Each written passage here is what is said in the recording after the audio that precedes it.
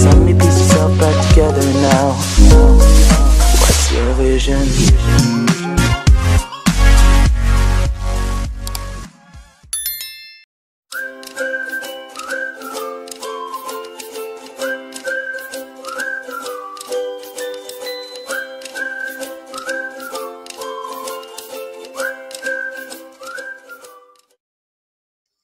Assalamualaikum warahmatullahi wabarakatuh. Jumpa lagi dengan saya Qobla Harumika di YouTube Qobla Harumika.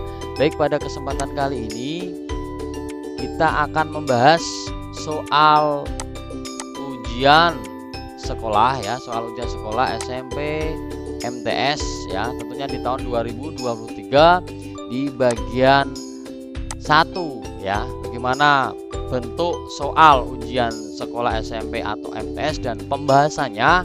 Yuk kita simak video penjelasan berikut ini. Baik, soal nomor 1.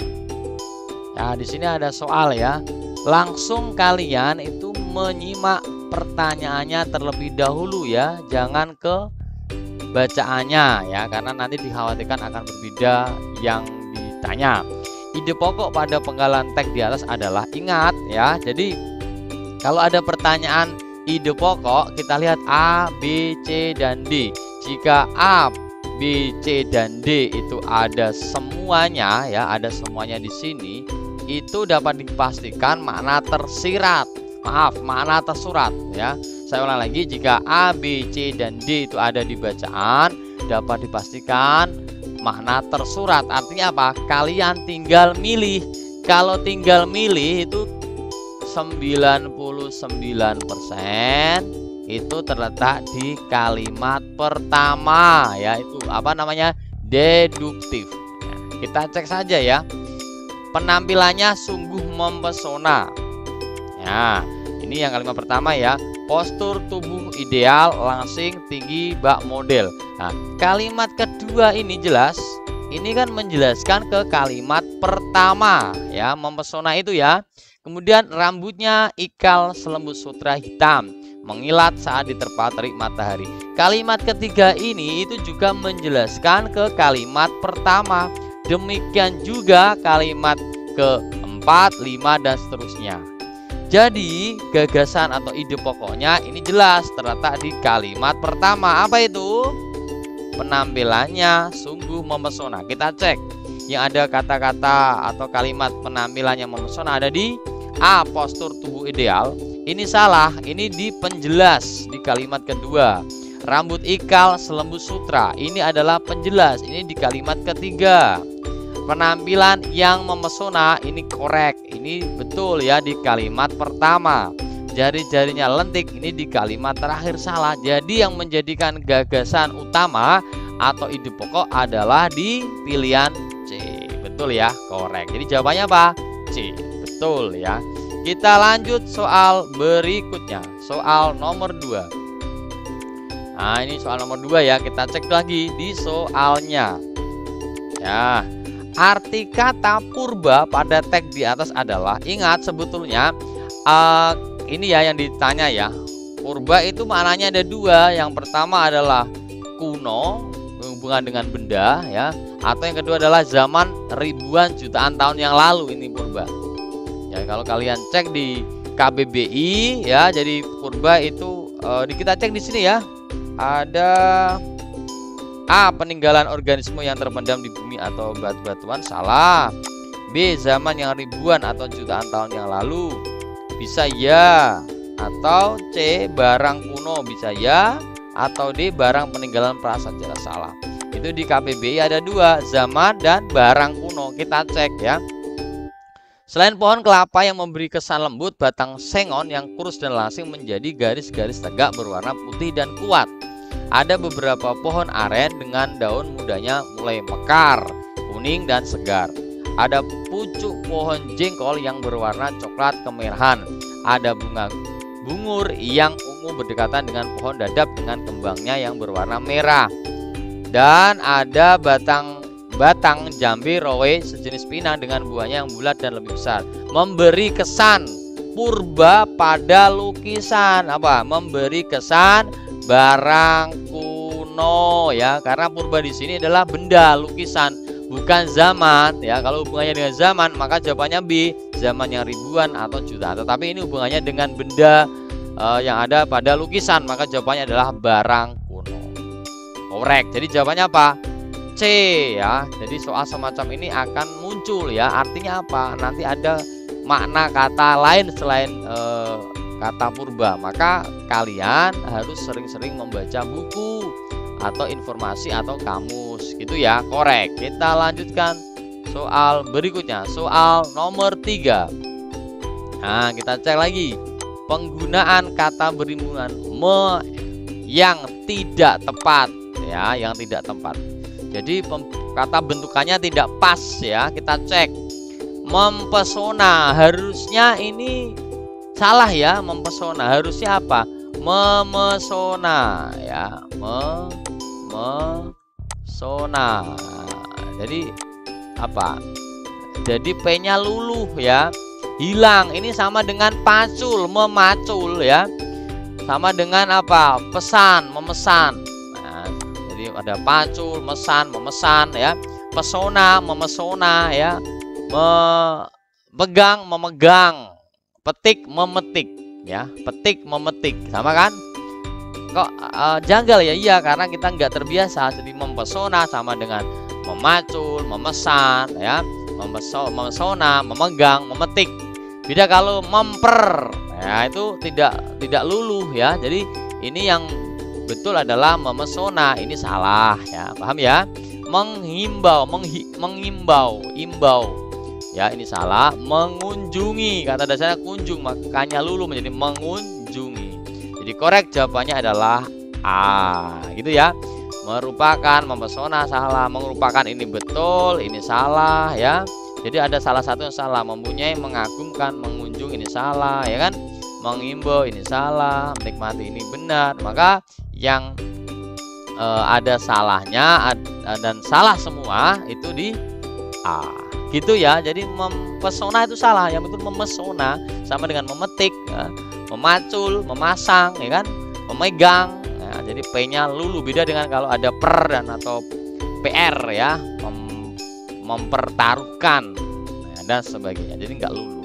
Tapi kalau hanya P konsonan dan ada vokal, maka P-nya luluh ya. Paham ya? Meskipun ini jarang kalian temukan ya, tetapi yang betul adalah memesona. Korek jawabannya adalah 3, adalah A. Baik, soal berikutnya, soal nomor 4 ya. Soal nomor 4. Baik, sini ada pertanyaan. Simpulan isi paragraf tersebut adalah, nah yang namanya simpulan ini harus mencakup semuanya ya. Bisanya makna tersirat ya. Kita cek. Sepeda memiliki magnet bagi banyak orang ya kan. Bukan hanya anak-anak yang menggemari sepeda. Ini anak-anak ya, tetapi ada para remaja, anak-anak, orang dewasa produktif, hingga orang yang sudah tua. Nah, jadi ada ini kan clue ya, petunjuk. Ada anak-anak, ada remaja, ada usia produktif, ada tua. Ini kalau dijadikan satu itu namanya apa? Seluruh lapisan masyarakat. Kan betul ya? Kita cari ya yang berbagai. Oh ya, di C ini ada kata-kata berbagai lapisan masyarakat ya. Di sini dijelaskan, di sini ada anak-anak, remaja, usia produktif dan tua. Nah, kemungkinan ya kita cek. Bahkan kini sepeda sudah menjadi bagian dari gaya hidup masyarakat perkotaan. Kita cek pilihan di A. Sepeda bermanfaat bagi kesehatan masyarakat. Mungkin iya. Sepeda dapat dijumpai dimanapun. Sepeda digemari oleh berbagai lapisan masyarakat. Dan D. Sepeda sebagai alat transportasi modern. Jelas di sini ada kata anak-anak, remaja, usia produktif, tua. Maka jawabannya adalah C. Betul, korek ya. Jadi begitu cara mengerjakan untuk simpulan. Berarti makna tersirat di sini ada apa-apa kalian simpulkan sendiri. Mawar, melati, anggrek, apa simpulannya? Berbagai macam bunga. Gajah, kelinci, kerbau, berbagai macam nama hewan. Cerdas ya, gitu ya cara mengerjakannya. Oke, kita lanjutkan soal nomor 5. Struktur teks deskripsi yang sesuai dengan penggalan paragraf tersebut adalah, ingat ya, struktur teks deskripsi, ada identifikasi, deskripsi bagian, simpulan ya. Baik, kita cek ya. Identifikasi itu menjelaskan dan ada kata kunci apa? Adalah. Wah, di sini langsung kelihatan ya. Adalah. Maka korek jawabannya adalah A. Kok bisa begitu, Pak? Betul ya. Jadi sebetulnya dalam mengerjakan struktur teks deskripsi, kalian harus paham apa itu identifikasi, kata kuncinya, ada deskripsi bagian atau simpulan. Kalau identifikasi ini ada penjelasan ya. Candi Gedong Songo adalah, itu adalah ciri dari identifikasi. Kalau deskripsi bagian itu nanti akan menjelaskan bagian-bagian dalam candi. Misalkan ada apa? Ada candi, ya kan? Ada apa lagi? Misalkan ada batu di situ ya. Ada lagi misalkan apa? Ada pintu, ya kan? Nah, atau ada mungkin arca-arca atau yang lain ya. Jadi namanya bagian ya. Contohnya rumah, ada pintu, ada kursi, ada genteng dan sebagainya. Paham ya sampai sini? Itu namanya deskripsi bagian. Kalau simpulan adalah hasil ini apa yang disampaikan, itu simpulan. Biasanya adalah ada kesimpulannya. Jadi gitu ya. Jadi kalau ada adalah artinya jelas itu jawabannya adalah identifikasi. Korek. Baik, kita lanjutkan soal nomor 6. Nah, kalimat perincian pada teks deskripsi di atas terdapat pada kalimat. Ingat, kalau perincian itu gambaran kalian itu ada titik-titik, koma, titik-titik, koma. Kalian harus membawa sabu, sak, sabit, ya kan? Itu kan merinci ya, penguraian ya. Kita cek ya, yang pertama ruang kelas 7A sangat bersih. Sangat bersih, tidak sampah berserakan atau coret-coretan. Oke, korek, jelas. Ini langsung kita dapat ketahui bahwa jawabannya adalah A ya. Nah gitu, jadi kerincian itu seperti itu ya, gampang sekali kan. Jadi kalau ada soal seperti ini langsung ada cek.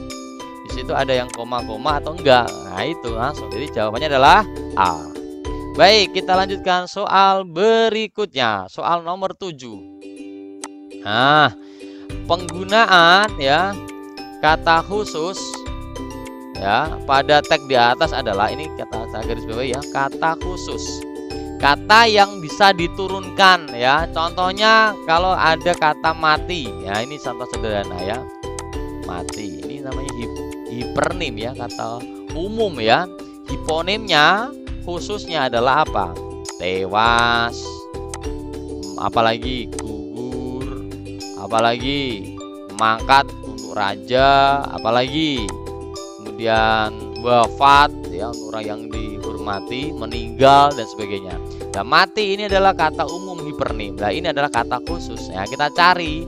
Pertanyaan adalah kata khusus ya. Indah ini masih bersifat umum ya. Indah, mengasihkan. Cantik ini umum.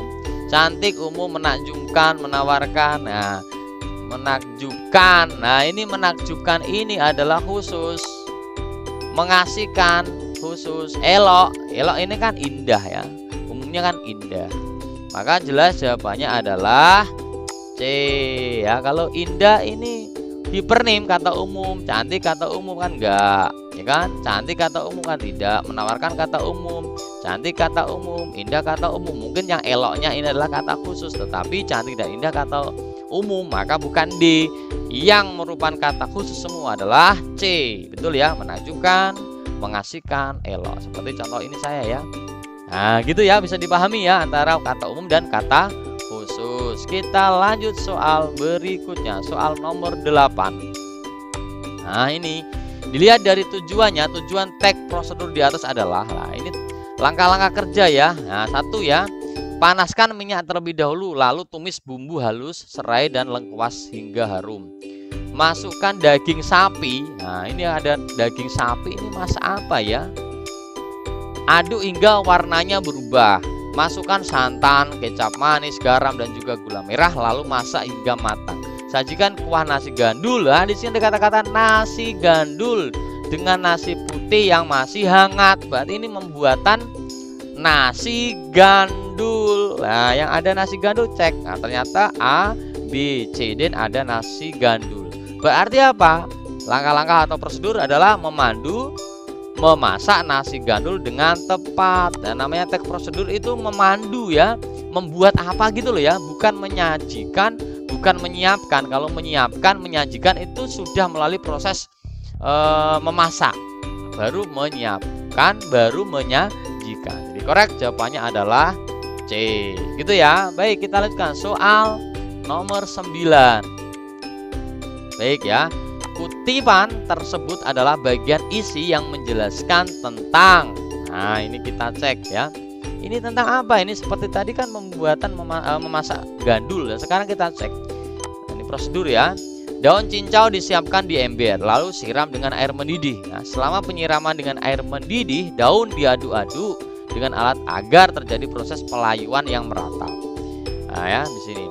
Air mendidih ya, air mendidih ini akan membuat daun yang semula keras dan kaku menjadi lemas dan tidak mengkilat. Air panas juga membantu proses penguapan sehingga mengurangi aroma daun cincau. Di sini ada kata-kata cincau ya, diulang-ulang. Apalagi cincau ya kan, apalagi ya.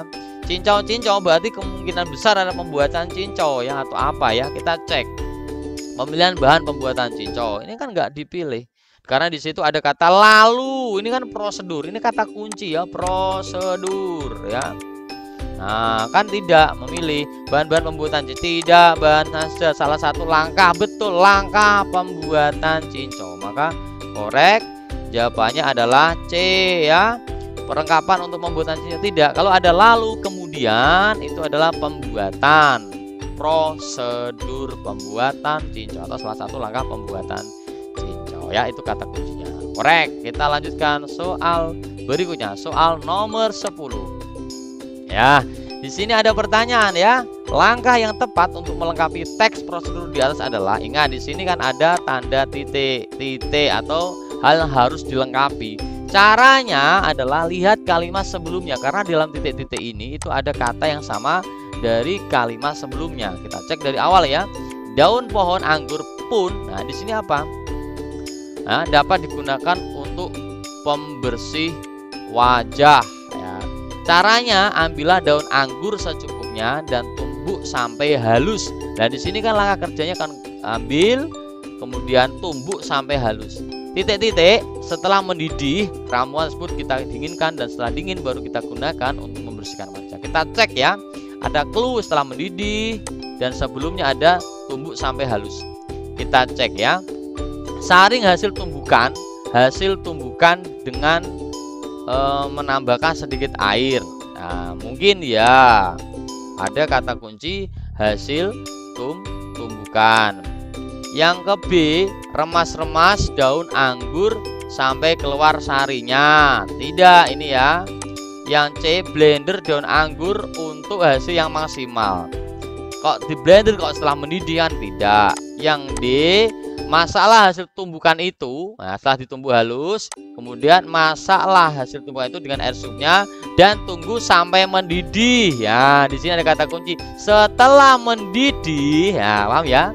Jadi kronologis. Jadi tumbuk sampai halus, kemudian masaklah hasil tumbukan itu. Nah, dan ada kata mendidih. Setelah mendidih, lah ini adalah kata kunci ya. Kalau ada setelah mendidih, berarti di sini ada kata mendidih. Bisa dipahami kronologisnya.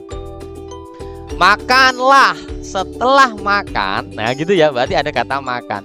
Tidurlah setelah tidur. Paham ya, berarti ada kata-kata yang sama, tidur. Baik, jadi jawabannya adalah D. Paham ya? Oke, kita lanjutkan soal berikutnya. Soal nomor 11 ya.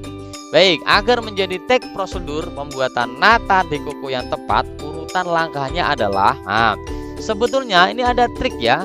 Nah, tak kasih tahu ya, atau bocoran ya. Mohon maaf ini ya, karena memang ini pembahasan ya, biar kalian paham dan ada triknya. Kalau ada pilihan A, B, C, D, kok di sini ada cari ya, kok ada angka yang sama, 3 sama dengan 3. 4 sama dengan 4. Depan dan belakang sama. Tuh, Pak, yang BC kan ada yang di belakang, tetapi yang lebih digunakan untuk mengecoh itu awal dan depan. Itu ada di A atau D. Nah, jadi kita harus tahu sistem pembuat soal ya. Pembuat soal itu sengaja membuat sama untuk mengecoh kita sehingga bisa salah bisa benar meskipun awalnya adalah 3 akhirnya 4. Paham ya? Kita cek. Nah, kita cek ya. Kita mulai dari A.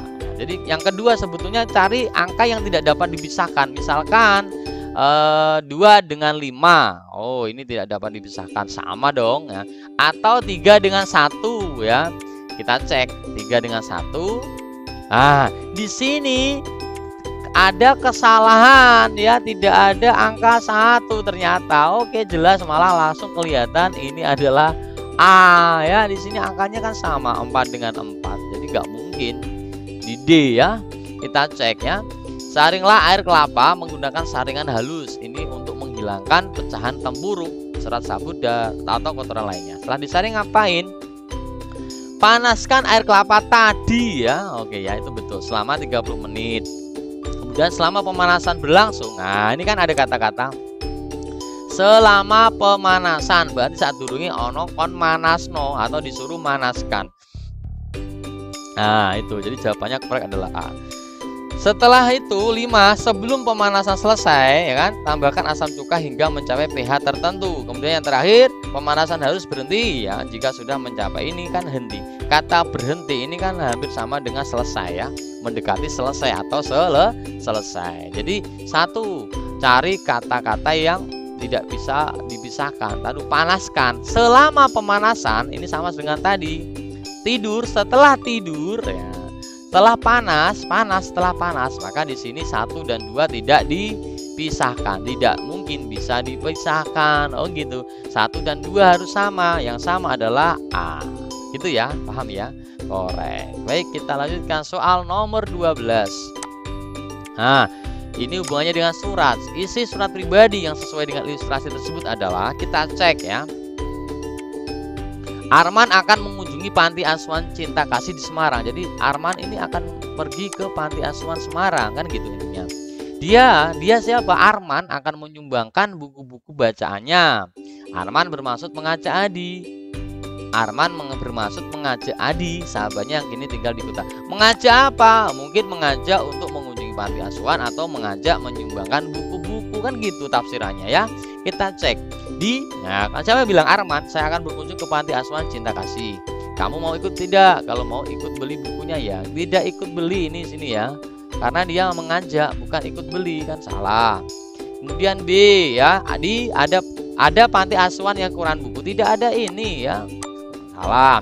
Saya akan ke panti asuhan Cinta Kasih. Betul, ada nama. Di sini nggak ada nama. Saya akan menyumbangkan buku-buku. Betul, saya harap kamu bisa menyumbang juga. Ini ada kata kamu bisa menyumbang. Ini hampir sama dengan mengajak Adi, ya kan gitu. Di kamu ada buku, nah kan nggak ada, karena di sini juga nggak ada panti asuhan Cinta Kasih. Yang paling lengkap adalah apa? C. Oh gitu ya pembahasannya. Gampang kan? Baik. Kita lanjutkan soal berikutnya. Soal nomor 13.